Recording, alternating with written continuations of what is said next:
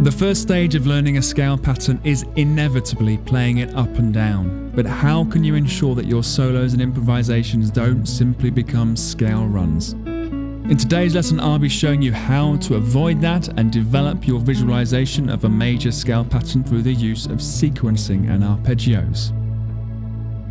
For these examples, we shall be using the 2-octave E-shape major scale pattern rooted on A at the 5th fret of string 6. Stage 1 is getting that learnt. Notice as I play that the fretting hand fingers don't veer wildly from the strings. Minimum movement is always what you want to be aiming for. Keeping the fingertips close to the strings may require a rotation of the fretting hand wrist to align the fingers parallel with the fret wires, especially the pinky finger 4.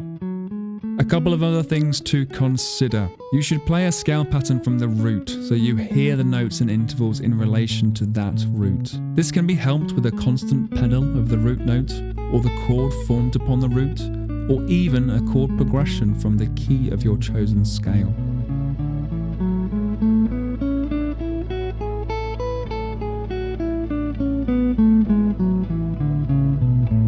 Play the full range of the scale pattern as high and low as you can go, returning to the root as you finish.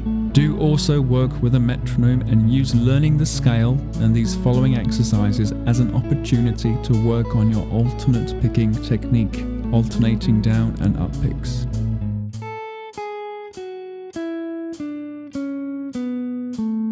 I recommend first picking with the click in quarter notes, then aim for 8th notes with 2 evenly spaced picks per click. Be noting your metronome BPMs and look to nudge a little faster with each practice session. This first set of sequences will be intervallic in nature. You will play through the scale in note pairs, which will be a certain interval or distance apart, all while staying strictly within the scale, known as a diatonic sequence. The easiest way to explain these is to label the notes of the scale by their scale degrees. 1, 2, 3, 4, 5, 6, 7, and 8 for the octave root. The first interval sequence to try is Diatonic Thirds, which will be 1, 3, 2, 4, 3, 5, 4, 6, 5, 7, 6, 8, 7, 2, etc. As you get to the top of the scale, return to the octave root and descend in thirds. 8, 6, 7, 5, 6, 4, 5, 3, 4, 2, 3, 1.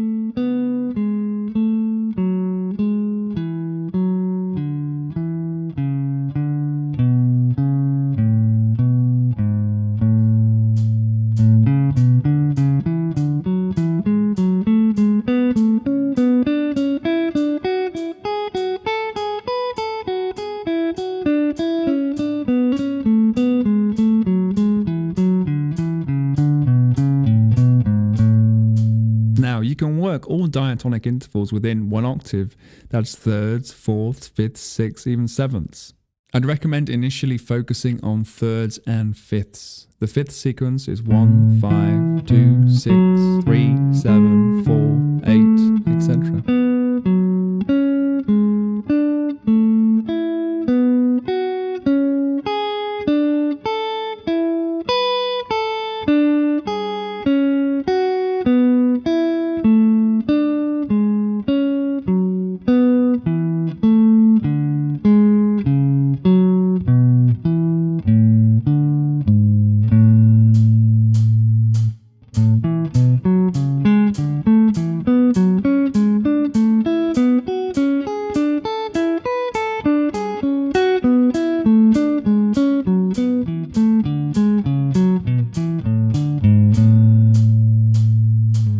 A combination of the thirds and fifths will allow you to play through the scale pattern in diatonic triad arpeggios.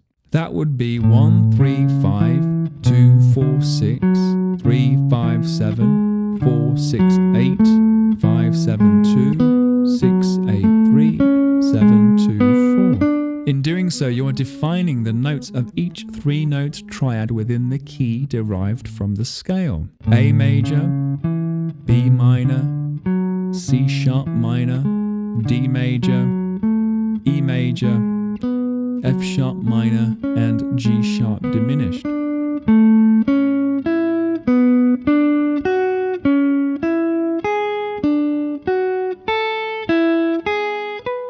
descending the scale, I play the triads in reverse, which is a great test for your arpeggio vision, as we most often play them from the root note, not the fifth.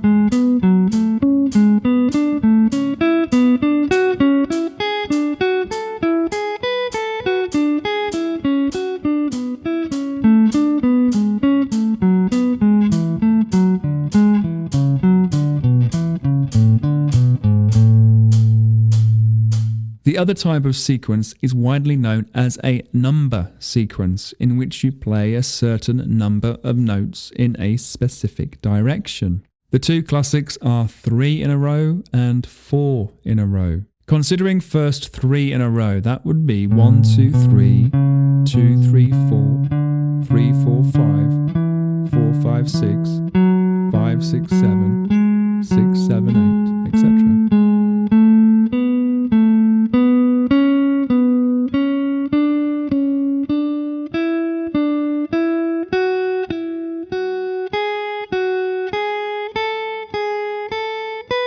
Work initially with the click or in eighth notes.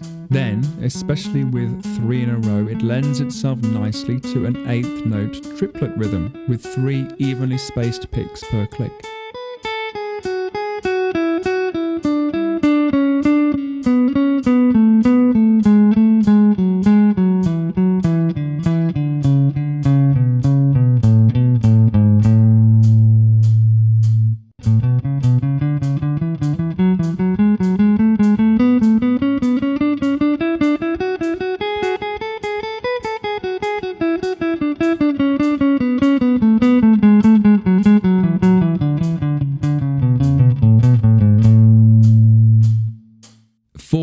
Fits more squarely into an eighth note or even 16th note picking rhythm.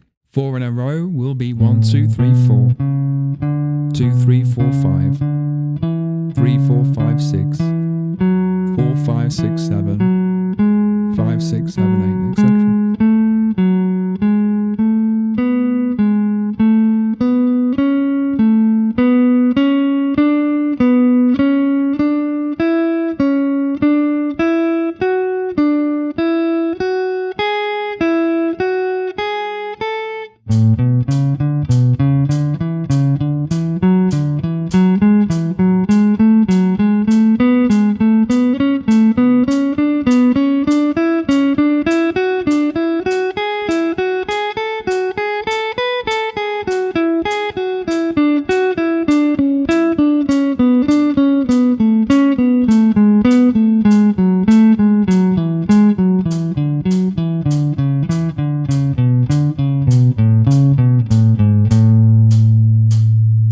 So now we're good, right?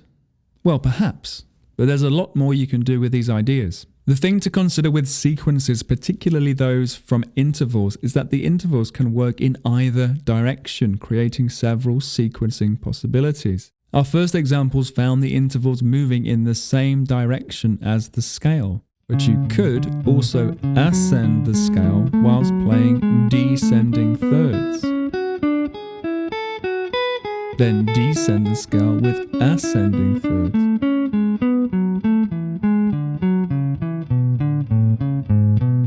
The backward thirds are a lot more demanding for the fretting hand, requiring solid finger rolling technique. As another possibility, you can combine the two for an alternating forward and backward sequence.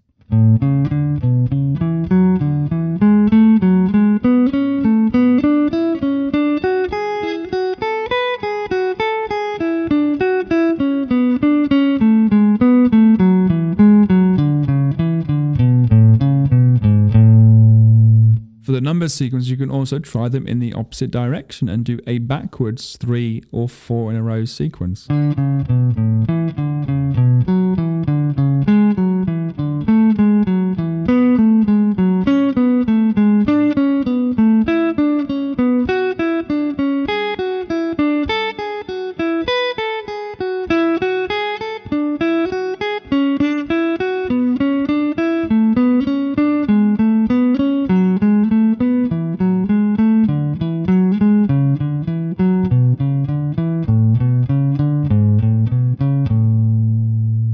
as for the arpeggios, you can play different ascending or descending combinations of the triads to give your brain and fingers a proper workout.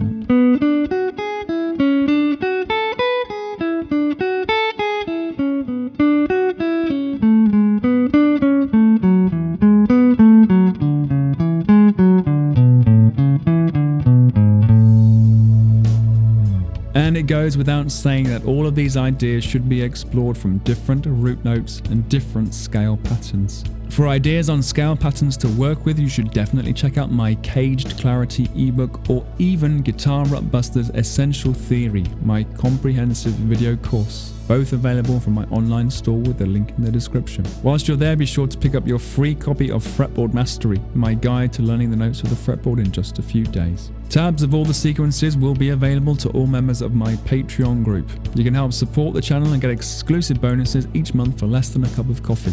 Find out more with the link in the cards or video description. Otherwise, you can help by clicking the like button if you enjoyed the lesson, and be sure to subscribe and ring that bell notification to not miss any future lessons. Practice well, and I'll see you again soon.